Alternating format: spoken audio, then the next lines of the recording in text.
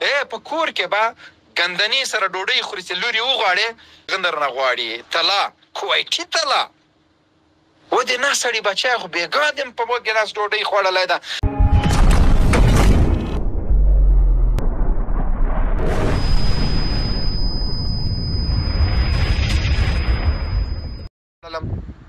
وروره بله چې کېناستم دا یو قطار داسې مکمل 15 ماشومانو مال دا د چا دی وایي دا د دغه حاجي صاحب دی.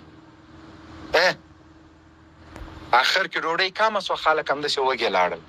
دا خلکو ته عزت نه ورکوې دا ته شرموې نه د چا واده ته بغیر بلنې ځه جنازې ته نه رغوندې ځه بیا تندر دی وایه چې واده ته ځې لاس کې خو یو 15 بوتلې یا میوه لږ چې ځان سره هغه واده والا ته ویسه که نه هغه د زوم جب کې خو یو 500 کېده که نه ملا دې بیا ماته ده د پلۍ ټک ته سړی کېنوي دا مسلماني ده. سیرت د پیغمبر علیه السلام وګوره دغسې سوي دي بغیر دعوته به ګوره د چا واده ته نه ځئ که د ما واده ته هر څوک راغله شړمه فرض مثال کومه خو یې نه کوو مه کوئ داسې خیرات د تاسو له لاسه څوک نسي کولی. سقاط ته به وروره چې وګورې په کابل منډۍ کې به یې دوکان یې هلته به سقاط ته پلار ناست دي را جګې که ورته پلاره مه کوه اول خو دا سقاطونه بند کړئ دا صحیح کار نه ده بند یې کړئ. نه دا مونږ کومې خواته روان یو خبره د شریعت کوو راځو د ودونو رسم و رواج ته په کور کې به ګندنې سره ډوډۍ خوري چې لور یې وغواړې بیا کویټي دینار د هغه درنه غواړي طلا کویټي طلا ودې نه سړي بچی خو بېګا دې په ګیلاس ډوډۍ خوړلی ده ته کویټي طلا څه کوې شکر وباسه چې لور ته د یو څوک راغی ښه په حیا پرده یو 15 روپکۍ ځان ته دې وګوره چې غرمه د ګندنې سره ډوډۍ خوړلی ده داسې د تا لور غواړي دا غریبه ملاکه په ناس موړي ته بیا کویټي طلا ترې غواړې ولا سبا بدې ورځې ته پکارېږي بدې ورځې ته چا ویل چې طلا پکارېږي دغسې ووایه چې خدای مې دې په لور او په زوم په یوم بده ورځ نه راوړي بیا چې ودو ته چې عین ګوګړې په لیست کې لیکلی ای ملا دې ما ته څه شرمېږي نه دا لور دې په تا دومره حق نه لري چې ګوګړ ته واخلې دومره کچالو دومره غوړي دا اشپز دومره تجیرونه دومره قالین ای خدای پاک خو دې وای نو تیږې به نه ورېږي بیا د زوی په واده کې والا ما سره ظلم وکړه څنګه ظلم یې وکړو والا غوړي یې زیات ورڅخه خو تا خو هم چې لور ورکوله دغسې ظالم وې دغسې د زوم ګونډه کړی و 3 بوجۍ نکروزې راوړه د خدای انصافدارانو لا حول ولا چې سمې خبرې کوي ولا که د څوک خبرې لا واوري مونږ کوم خواته روان یو حقبینه ځکه خو پاتې تر دا مهرجانات چې دا حقبین ده دا حقبین ده 180 کیلو ده ښه ده ته به لور څنګه څوک ورکړي ولې نه ورکوي سړی نه ده انسان نه ده په 4 روان ده خو ځوان هلک ده مه کوئ داسې ځوانان هم په ایران کې وراسته کړه د ولور او د تویانو دپاره په عربو کې هم وراسته کړه بیا چې واده خلاص عزتي ځه خپل کور ته 20 40 کسان 10 ورځې 15 ورځې د زوم په کور کې اړولي خانه دې خرابه سه هغه زوم پرېږده بیچاره صاحب یو 15 شپې په ارامې تېرې کړي اړولي دا د خاله زوی ده دا د ماما زوی ده دا د څه کوی نه سي ولې کوي قسم په خدای چې جوش کړو اوبو وچې ډوډۍ ته هم کېننوم چې د واده په شپه لاړ نه سئ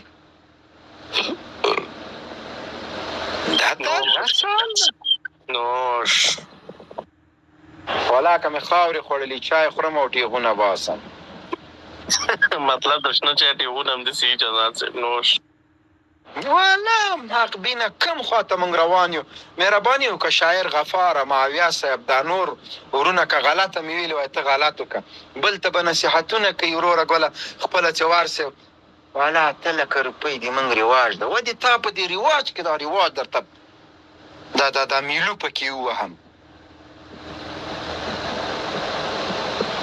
مازغه دې سړي خراب کړه خیر جناب بالکل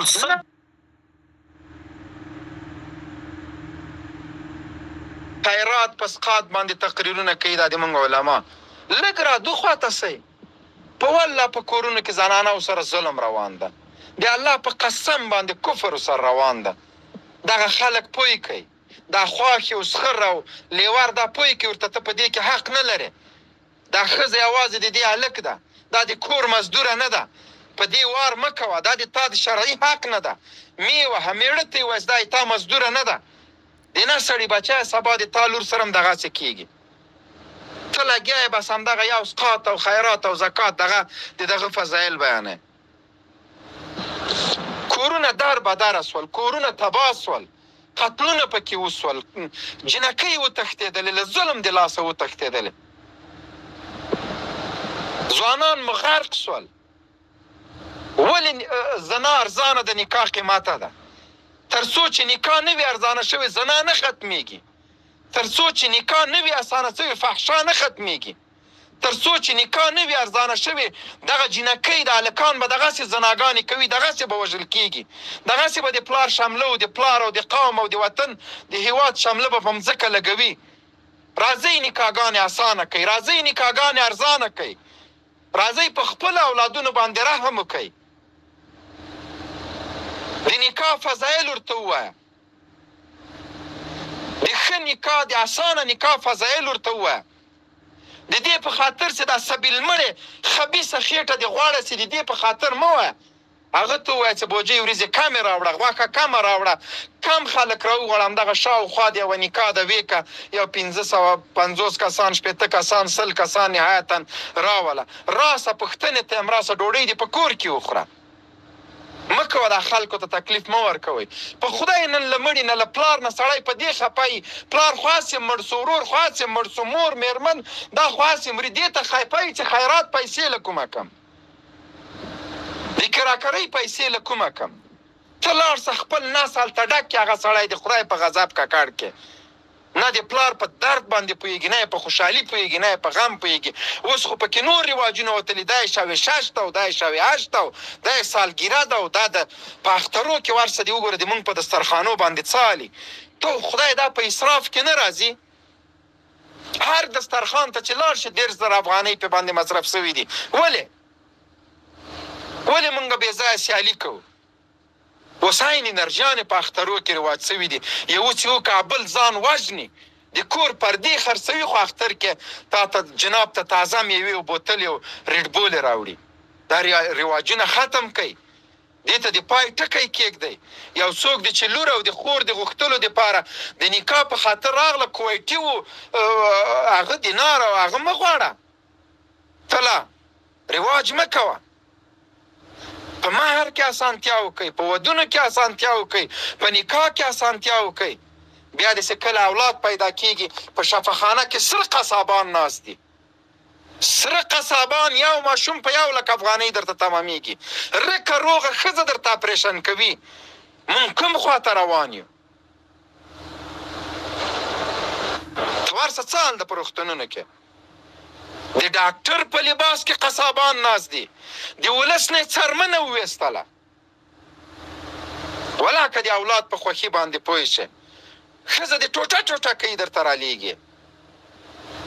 تر څو د ده خبیث شفاخانه وچلیږي او جبونه یې ډک سي.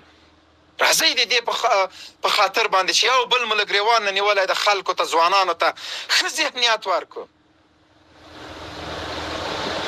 ډاکټره د تا کار قصابي نه ده چې ته روغه زنانه روغ ماشوم روغ انسان رانیسې ټوټه ټوټه یې کوې ډاکټري پې باندې زده کوې. مه کوئ داسې. جومات ته چې لاړ سې بس وروره زکات ده او خیرات ده. وروره ما ته دین زده که. ما ته قرآن زده که. ما ته حدیث زده که.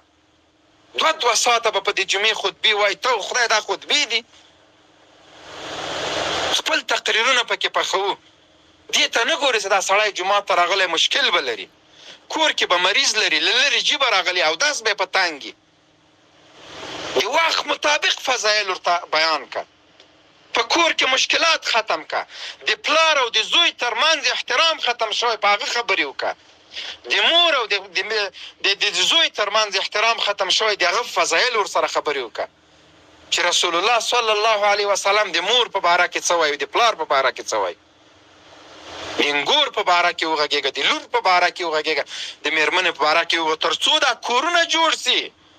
ورځ په ورځ کورونه ورانېږي، تباه کېږي، د رواج دپاره خلک قتل کوي، غلا کوي، د ولور دپاره په لاره کې درېږي، غلا کوي، تر هغو چې هغه ځوان غلا ته مجبورېږي دغه رواجونه پې باندې ختم که. ورسه نوره نړۍ کې وګوره دا ودونه داسې نه دي. ځانونه هم د امباني زامن جوړ کړي، په میلیونونه روپۍ په ودونو لګوئ. امباني قصې مه کوئ، هغه میلیاردر ده، هغه هندو ده، ته مسلمان یې.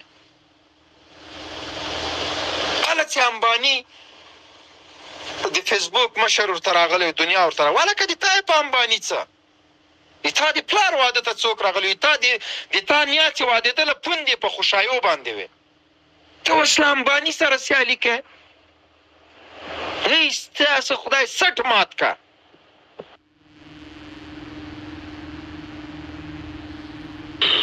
مننه